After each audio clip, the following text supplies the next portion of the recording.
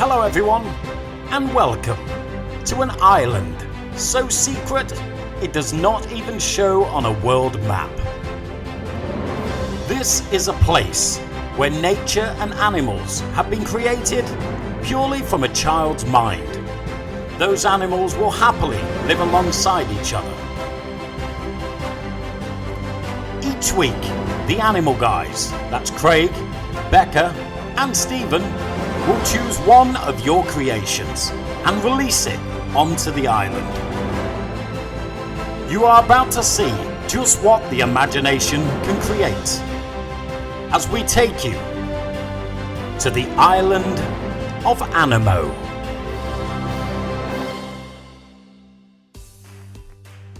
So the Animal Guyz acquired an island, and that island is called the island of Animo. Now we're going to be running different competitions and we're going to be placing these amazing animals onto that island.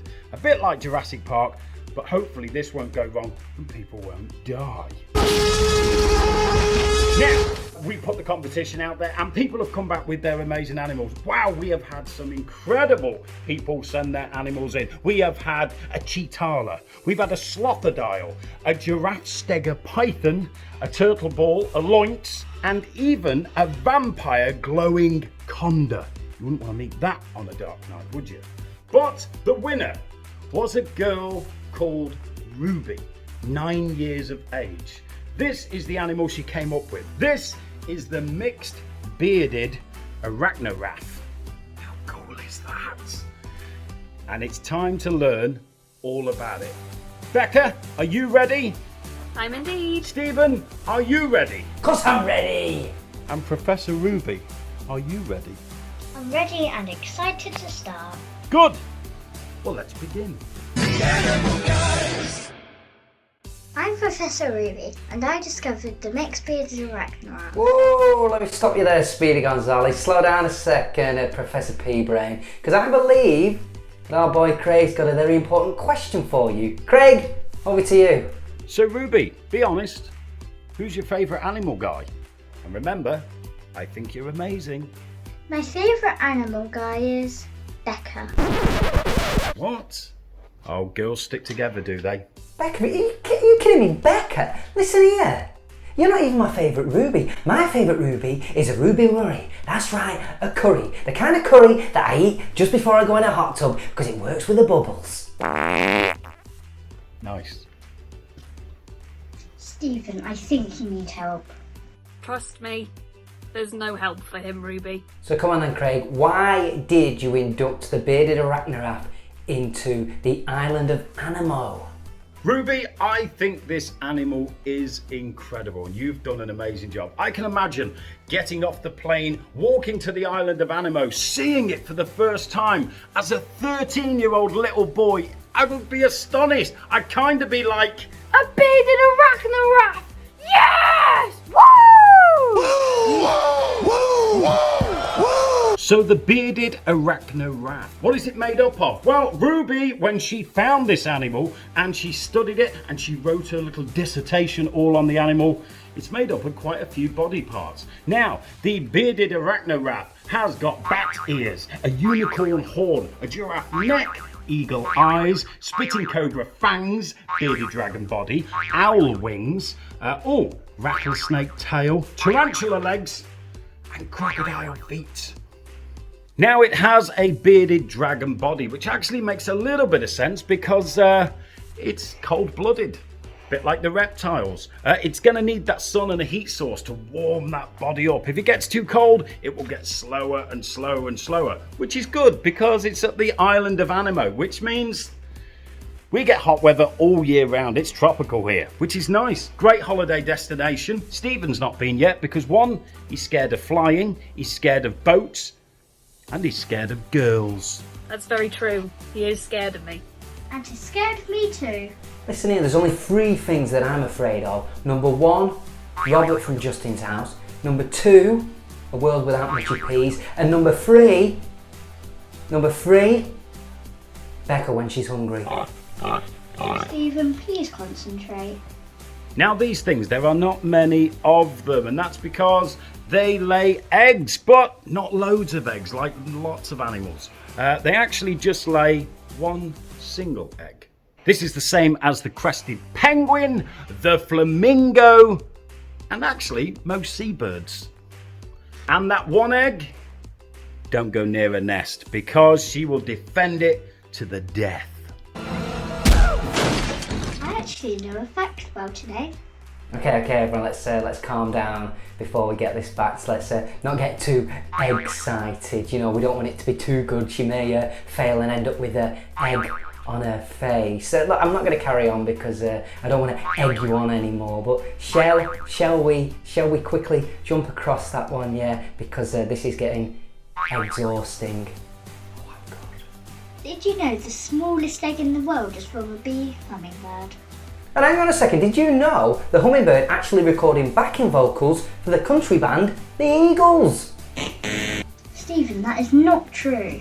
Now, how fast can it get to you? That's the question. Well, you got two problems. One, it's got wings, and it's got owl wings. What's the problem with that? You won't hear it coming. Those are designed especially on a barn owl, to come swooping down, and the way the feathers sit, you're just not going to hear it coming. So it will swoop down and get you. But it's not going to grab you with them legs. They're crocodile feet, so they're good for walking on soggy floors. It makes sure that it doesn't sink down, but they're not going to grab you. I think what it would do is probably swoop down and then with that big long neck, tag you with the fangs.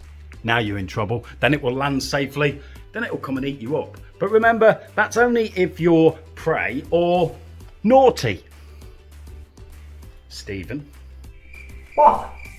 So it does have them spitting cobra fangs. So Becca, I believe you are a fan of the cobra. So tell us a little bit more about the fangs of a cobra. Why is that going to be good for this beast? Yes, now cobras are amazing. Now they can actually inject venom. In fact, the spitting cobra can not only inject it, it can also spit it as far as 2 meters.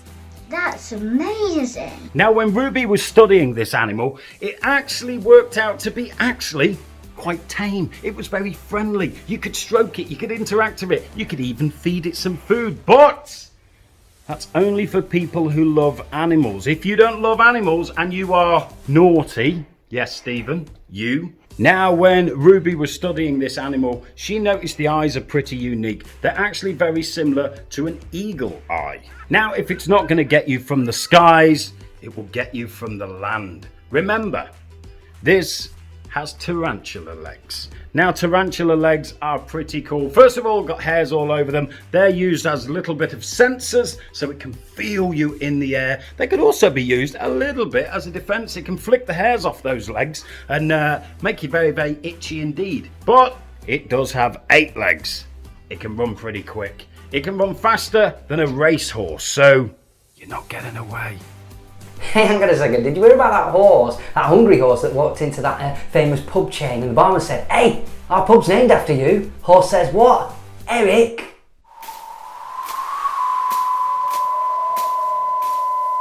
So the question is, how long does this animal live?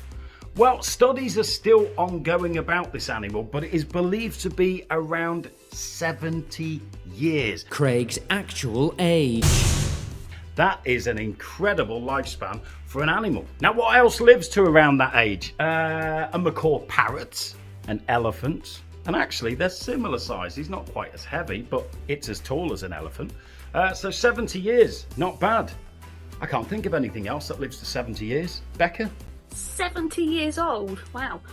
In fact, I know an animal that can live even longer than that. I'm talking about the Galapagos tortoise. Now these guys, they can actually live to 100 years old. That's... Hang on a second, my nan, she could outlive all the animals in the world. I mean, she's got a face like the skin of rice pudding. Stephen, it didn't need a comment about your nan.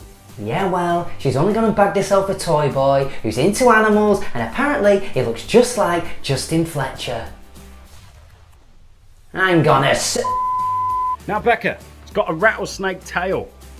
What do you reckon it'd use that for? maracas. No, Stephen, not maracas. I actually know a fact about an egg. Whoa, hang on a second. Am I having deja vu? More egg facts? The great spotted woodpecker incubates their eggs for only 10 days. Okay there, Ruby, are we quite done with the egg facts now? That's the last one, isn't it? Yes? I actually know a fact about an egg. Okay, one more egg fact. An average hen lays from around 300 to 325 eggs a year. Do you know what? All this talk of eggs, it's actually got me proper hungry. So, speaking of hungry, what does a bearded arachnaraph actually eat? Now, when studying the food of this thing, it kind of eats a little bit of everything. It will eat leaves like a giraffe. I suppose that's what that big long neck for, is getting up to the top branches where the trees are the nicest. It will also eat moths like a bat, and it can find them with those amazing ears. And it can eat mammals. There's not many things that could stop this when it's after you. Not even you, Stephen, with those amazing muscles. Well, guess what? All my mates down the local pub tell me I've got a body like the Rock. Muscles. Muscles? Stephen? Yeah, sure. Becca, tell us a bit more about a bat's ears. Now, bats actually have really bad eyesight, which is why they rely so much on their hearing. In fact, when they're flying, they use echolocation, which means they emit a really loud squeak that bounces around everywhere so they can see what they're going to be flying into and what they can avoid. Speaking of ears, did you know the English FA Cup was actually a replica of Gary Lineker? Ears. What's Gary Lineker got to do with it? Why is it always got to be football? And you can't... Honestly, I have no idea why I work with you. Because you love me. Mwah! Mwah! Ridiculous. If all else fails, it has that unicorn horn. Now, the unicorn horn is amazing because if its defenses, its speed, its fangs, if that doesn't help it, it can actually use magic. It can protect itself with a magic ball, a bit like a force field. So this has got to be the safest animal on the planet, surely. Do you know what, guys, on a serious note, that is all we got time for. Just want to say, Professor Ruby, you have been absolutely fantastic. But before we go anywhere, it's time for Craig to induct the bearded arachnaraphe to the island of Animo. I think as imagination goes, I think we can all agree, Ruby, you put in the hard work. Your imagination is absolutely amazing. And thank you so much for bringing this animal to our attention. We can officially put the mixed bearded arachnaraphe onto the island of Animo. So once again, thank you everybody for joining in and watching at home. Make sure to like and subscribe to the Animal Guyz for more cool videos like this one. So from all of us here, have a wonderful day. We'll see you in a bit. Goodbye. Bye everyone.